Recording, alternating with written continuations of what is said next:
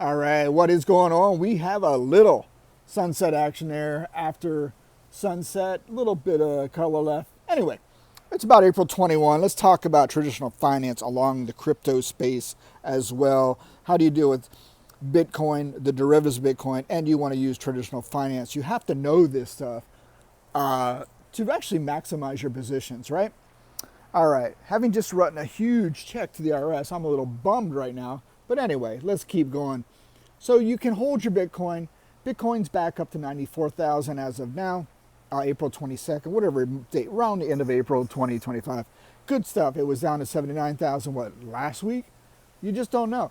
Lots of big boys are getting involved more and more. There's scarcity mindset. We're running out of Bitcoin. They know this. So the big boys at BlackRock, the people that run the world, right? They own you, they own me, they own everything. They can ruin you. You're going to basically own nothing and love it. That's their motto. And they will try to take your Bitcoin from you. They'll trick you out of your Bitcoin. Don't let them have it. You need to hold this thing. Hold and forget. But you'll go, Crypto Jim, I need to pay my mortgage. I want to sell my Bitcoin to pay my mortgage. No. Don't. There are other ways to do it. You got to know about traditional finance. There are income buckets. There are growth buckets. What is your time frame? Blah, blah, blah, all this stuff. So basically, let's get into it. 3 buckets. Make this short and sweet. You have the Bitcoin bucket. Hold your Bitcoin in cold storage, your keys, your coins. Don't put it on a damn exchange. Leave it there. Don't buy it through Fidelity because they'll own it even though it's Bitcoin. They own it. You know, Fidelity, Vanguard, BlackRock. What are the other ones? They own it even though it says Bitcoin. And you're paying a huge premium to buy it as well. Put it in your storage, pay the transfer fees, get it in your cold storage, whatever. It's yours. And that's your gold. That's your life wealth. That's yours. Don't get rid of that. Next, you have MicroStrategy. That is playing off the volatility of Bitcoin. The key product of MicroStrategy, to what I've learned and what I've grown to understand and respect, is volatility.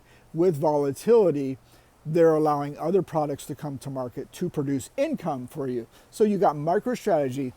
You can buy that puppy, and then that'll be your growth because you're hoping, and if you believe in Bitcoin, you know it's going to go up, right? You know it's going to go up. So that's the secret, is the growth is in MicroStrategy. You buy and hold that and trade it accordingly. Bitcoin, you hold that like gold, real estate, or you just hold that puppy, right? Not like real estate. That's your wealth. That's your generational wealth right there. MicroStrategy is the growth vehicle. So that's traditional finance growth. Go to Investopedia, go to Grok, and look. Don't use Google. Google's biased. Google is evil. They've nothing but bad. So go to Grok on X, or go to Investopedia to learn about the TradFi, traditional finance growth vehicle. What's a growth stock? What's a growth ETF? Blah, blah, blah. Educate yourself. It's easy today. My God, there's no reason not to know this stuff. This stuff is everywhere. All right, let's keep going. So, all right, you got your savings, you got your growth. How do I now pay the rent? How do I help my granddad? How do I help my family? I need my money now, Crypto Jim. I need it now. You know, what's that old money store with Phil Rizzuto? This will date me. It's my money and I want it now. That's Phil Rizzuto of the money store. Look that up. That'll show you how old everybody is. What do we got? So what can you do? You need income. There is another traditional finance term, income fund. So there's an ETF out there from the YieldMax family of the ETFs known as MSTY, MicroStrategy, and it basically makes money with sell and put options off of the underlying stock, which is MicroStrategy. So what makes that profitable, makes that generate income for you monthly there's 13 paid dividends out a year from Misty. Some have gone up to $4 per share owned per month, and the last one we had was about $1.30 per share. It's all based on volatility of MicroStrategy. You do not own the MicroStrategy when you own Misty. You own the options and puts and all that stuff. I don't understand that stuff. I let them take their expense out of that to do it for me. And you actually make a decent paycheck. So depending how many shares of Misty you buy, you will get a monthly dividend from that. And I do it through a Roth account, so I'm not worried about treating the income through taxation and all that stuff. But if you're doing an aftermarket account, you have to worry about taxes and stuff like that. And, you know, you can learn that part of it. But just again, by going to Investopedia or using Grok, it'll tell you how to handle the taxation or on the income you do receive monthly through the MSTY fund. All right. Having said that, what's the strategy? You get 3 buckets. MSTY's your income bucket. People go, but Crypto Jim, the net asset erosion, they call it NAV erosion. Basically, they'll say, well, it was up to $40 a share, now it's down to 18. It just keeps it going down. And not what I've seen, not exactly true what I've seen with MSTY.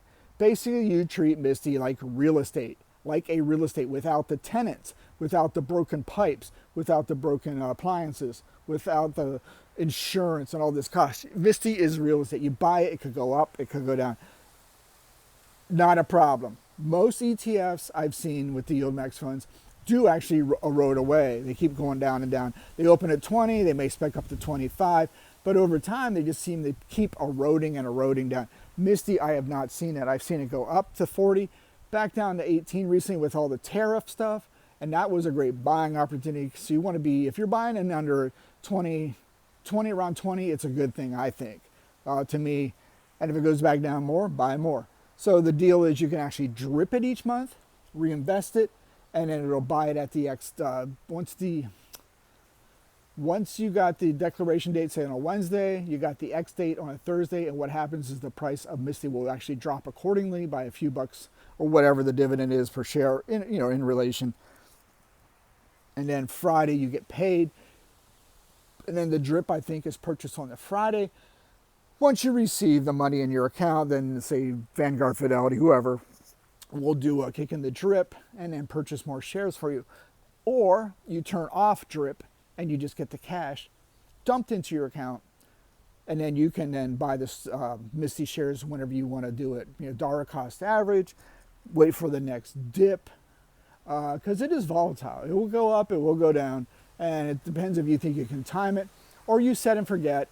And why would you drip? Well, you just want to build up the amount of shares. You want to keep reinvesting. And you want to get to a number of shares based on an average of dividend paid each month. So you're getting $1.50 or $2 a month per share owned.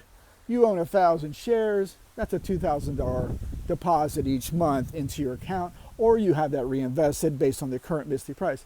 So there you go. That is 3 buckets.